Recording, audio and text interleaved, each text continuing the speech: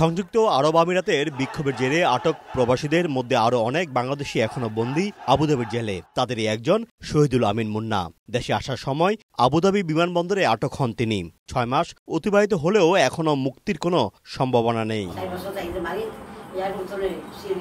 ভাগ্য ঘুরানোর আশায় ২০২১ সালে আবুধাবিতে যান চট্টগ্রামের বোয়ালখালী উপজেলার কদুরখিলের মুন্না।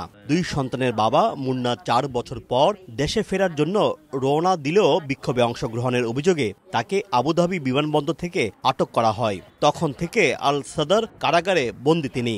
ছেলের এমন বন্দি দশায় ভেঙে পড়েছেন তার বাবা ইয়াকুব নবী।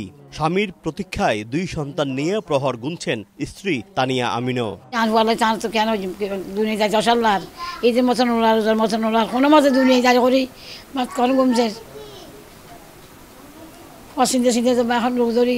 ঈদটা ঈদের মতো বলবো না, ঈদটা একটা মৃত বাড়ি যেরকম, একটা মানুষ হারাই গেলে যেরকম আমাদের ঘরের পরিস্থিতি ঠিক তদ্রুপ এরকম। ওনারা বলতেছে আমাদেরকে যত তাড়াতাড়ি সম্ভব এখান থেকে আমাদেরকে বের করা। আমরা অনুরোধ করতেছি আমার পরে ডক্টরের নিচে আবেদন করতে মানে আবুধাবি সাহেবের কাছে আড়াইজন সাহেব সহসাদ এর মধ্যে পররাষ্ট্র মন্ত্রণালয়ের উপদেষ্টা বরাবর বন্দীদের তালিকা সহ তাদের মুক্তির জন্য আবেদন করেছেন বন্দী দশা থেকে মুক্তি পেয়ে দেশে ফেরত আসা রায়হান মিয়া। আবুধাবির জেলে এখনো ২০ জনের বেশি বাংলাদেশি বন্দী রয়েছেন বলে জানা গেছে। তাদের অতি দ্রুত দেশে ফিরিয়ে আনতে সরকারি হস্তক্ষেপের দাবি জানান স্বজনরা। আবুধাবির জেলে এখনও ধারণা করা হচ্ছে ২০-এর অধিক বাংলাদেশি বন্দী রয়েছেন। তাদের পরিবার চাচ্ছেন তারা যেন সরকারি হস্তক্ষেপের মাধ্যমে খুব দ্রুতই দেশে ফিরে আসুক।